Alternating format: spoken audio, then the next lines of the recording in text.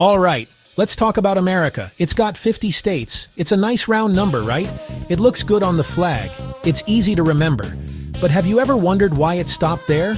I mean, 50 is a lot, but it's not like there's a sign at the border saying, "Sorry, we're full." People always talk about adding a 51st state. It feels like a movie sequel that's been in development forever. You hear whispers about Puerto Rico, Washington, D.C. So what's the holdup? Is there a secret club with a bouncer who decides who gets in? It's a great question, and it gets to the heart of how America sees itself. It sounds silly, but people actually say this. It's like not having another kid because you've already got the perfect family photo for the holiday card. Or maybe the myth is that there's an unwritten rule, a gentleman's agreement, that 50 is the perfect number for a superpower. It's neat, it's symmetrical, and it just feels final. But that's not how countries work. The real story is messier, more interesting, and filled with politics. Now let's dive into the actual story. The United States didn't just pop into existence with 50 states fully formed.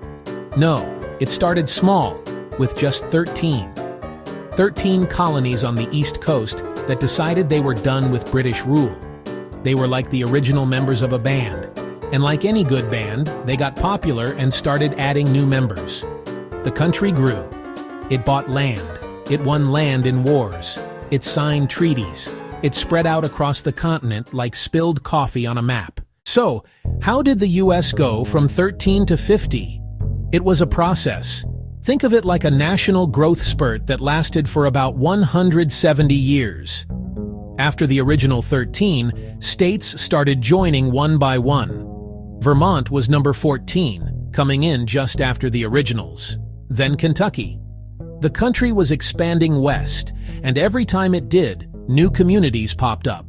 These communities would grow from small outposts into bustling territories. This westward expansion was a huge part of America's identity. It was all about moving forward, claiming new ground, and building something new. The 19th century were the boom years for state-making. The Louisiana Purchase in 1903 doubled the size of the country overnight. Suddenly, there was all this land, and it needed to be organized. So Congress carved it up into territories. These territories were like states in training. They had their own local governments, but the big decisions were still made back in Washington. People moved in, set up farms and towns, and started building a life. As the population grew, so did the desire for more control over their own destiny. They wanted to be part of the club, not just living in the guest house. This process created a clear pattern. A territory would reach a certain population. The people there would vote and say, "Yes, we want to be a state." They would write up their own constitution, proving they were ready for self-government. Then they'd send their application to Washington. It was like applying to a very exclusive college. You had to have the right qualifications, you had to show you were serious, and then you had to hope the admissions board, which was Congress, would say yes. For most of the 19th and early 20th centuries, if a territory met the requirements, Congress usually gave the thumbs up. By the early 1900s, the continental US was pretty much filled out. Arizona became the 48th state in 1912. For almost 50 years, that was it. The map looked complete. When people talk about a 51st state, the first name that usually comes up is Puerto Rico. It's a large island in the Caribbean with over 3 million people. That's more people than about 20 current U.S. states. The U.S. gained control of Puerto Rico from Spain in 1898 after the Spanish-American War. Since 1917, people born in Puerto Rico have been U.S. citizens. They can travel freely to the mainland and live in any state they choose. But if they live on the island, their citizenship is different. They can't vote for president, and they have no voting representation in Congress. The island is divided. Pro-statehood, Commonwealth supporters who like autonomy and tax exemptions, and independence supporters. Multiple referendums, sometimes Commonwealth wins.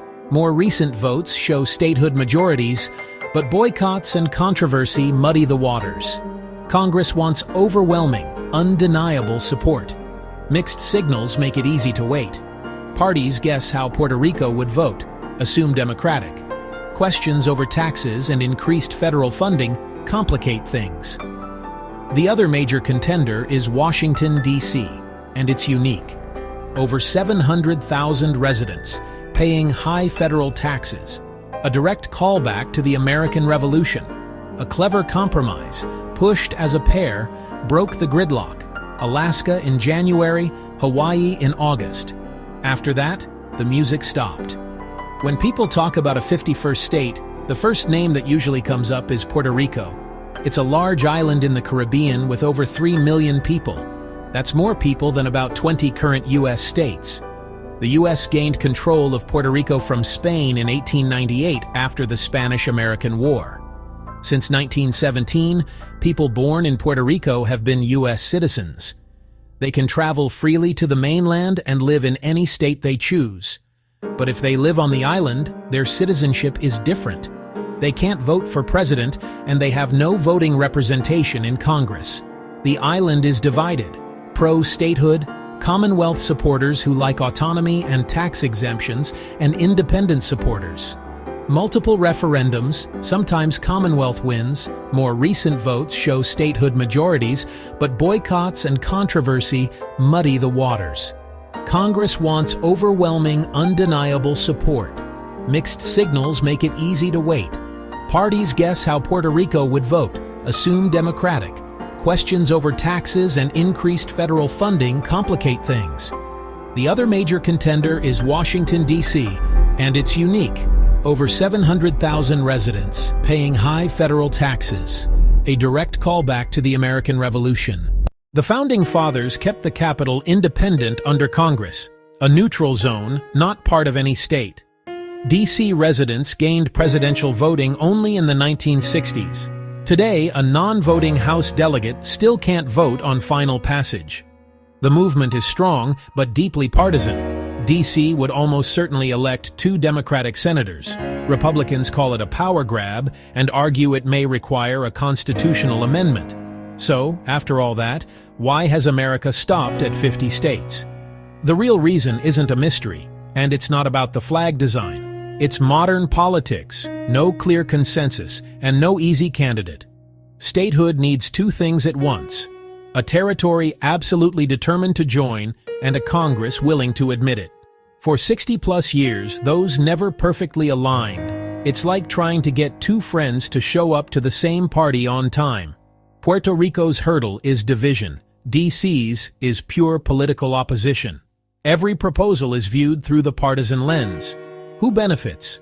Who gets 2 senators? Since 1959, no place has cleared both local will and Washington's minefield. It takes will, compromise, and momentum. The perfect storm hasn't hit. Will it happen? Maybe. Things change. Public opinion shifts. But for now, 50 is the number.